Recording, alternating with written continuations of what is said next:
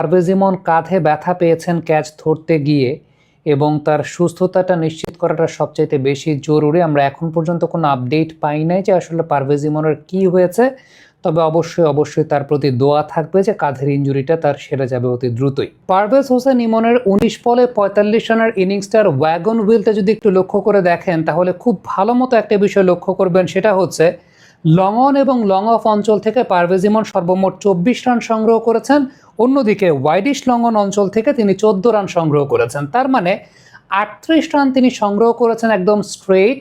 Square of the wicket তিনি মাত্র run নিয়েছেন 3টা। দ্যাট মিনস পারভেজ ইমন এই ম্যাচে একটাও সুইপ শটের অ্যাটেম্প করেন নাই।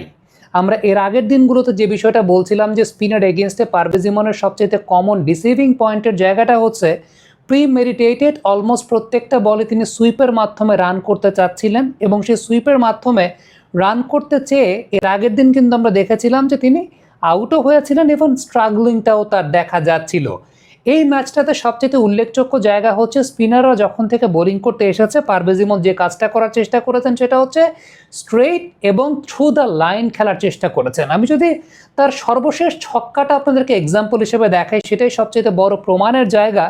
অর্থাৎ অফ স্ট্যাম্পের বাইরে একটা বল ছিল, এই বলটাকে টেনে লেগ সাইডে সুইপ করতে যান নাই, এটাকে স্ট্রেইট ওয়াইডিশ লং অফের ওপর দিয়ে তিনি শটটাকে খেলতে চেয়েছেন এবং হি ওয়াজ ভেরি মাচ সাকসেসফুল। দেখেন প্রথম যে 6টা পারভেজ ইমন মেরেছিলেন সেটাও কিন্তু লং অন অঞ্চল দিয়ে মেরেছেন।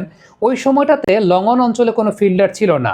জাস্ট ইমিডিয়েট আফটার দ্যাট যে বিষয়টা আমরা দেখতে পেয়েছি যে দুজন ফিল্ডারকে রাখা হয়েছিল, একজন ফিল্ডার ছিলেন ওয়াইডিশ লং অন অঞ্চলে আর একজন ফিল্ডার ছিলেন মিড উইকেট অঞ্চলে। এখন Parvez Emon actually challenge that fielding position, অর্থাৎ ওই ফিল্ড পজিশনটাকে তিনি চ্যালেঞ্জ করেছিলেন। তিনি ওই ওয়াইডিশ লং অনের ওপর দিয়ে শটটাকে খেলেছেন। কোনো প্রকার সুইপ শটের অ্যাটেম্পটা আসলে দেখা যায় নাই। আমরা আমাদের এর আগের দিনের বিশ্লেষণে একটা কথা বলছিলাম যে when you are playing on that kind of surface, আপনি আসলে বল স্ট্রেইট আসছে, খুব বেশি টার্ন করছে না, এই টাইপের সারফেসে আপনাকে আসলে you are bound to play your shots with the direction of the ball, অর্থাৎ যে ডিরেকশনে বলগুলো আসছে straight, long on, long off, ওই অঞ্চলগুলোতে শট খেলার ক্ষেত্রে Parvez Emon exactly did the same thing. আমার কাছে মনে হয় যেটা he has rectified his mistakes, যে মিস্টেকগুলো ছিল এর আগের ম্যাচগুলোতে আমরা দেখতে পেয়েছিলাম যে স্পিনার যখনই আসছে একদম he was very much willing to play his sweep shots এবং সেটা প্রিমেডিটেটেড তিনি সুইপ শটগুলো করছিলেন। এই ইনিংসে এটাই সবচেয়ে উল্লেখযোগ্য ফিচার ছিল যে তিনি খেলেছেন প্রত্যেকটা শট স্ট্রেইট ডিরেকশনে, which was very much unique এবং এই জায়গাটা খুব গুরুত্বপূর্ণ। একটা ছক্কা তিনি মেরেছেন এবং সেই ছক্কাটা ব্যাকফুটে গিয়ে তারপর পুল করেছেন, not the sweep shot, it was the pool shot যেটা তাকে ছক্কা দিয়েছে।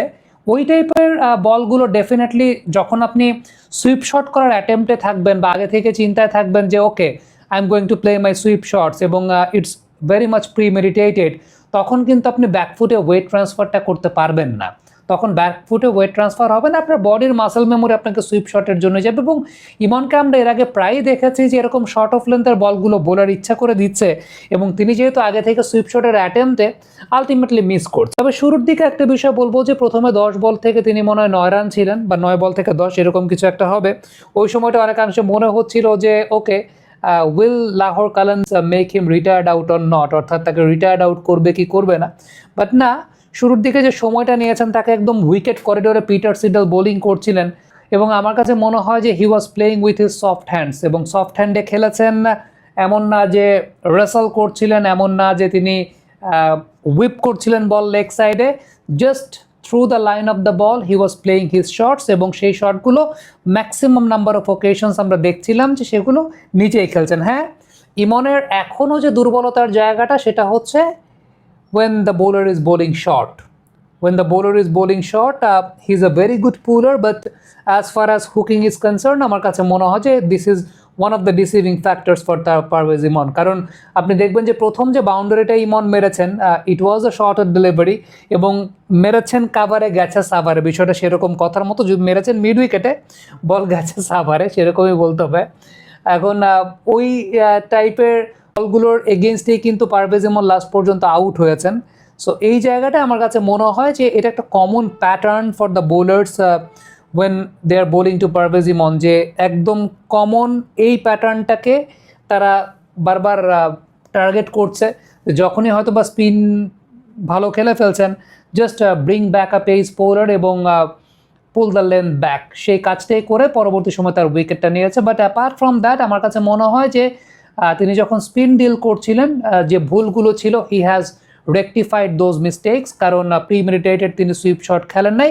এবং it's really good to see Parvez Hossain Emon on song, এবং এরকম একটা ম্যাচ উইনিং নক তিনি খেলেছেন যেটা তার দলের একটা স্টেবল ইনিংসের জন্য অনেক বেশি মাত্রায় গুরুত্বপূর্ণ ছিল। Thank you so much. Comment বক্সে আপনাদের মন্তব্য মতামত জানতে চাই।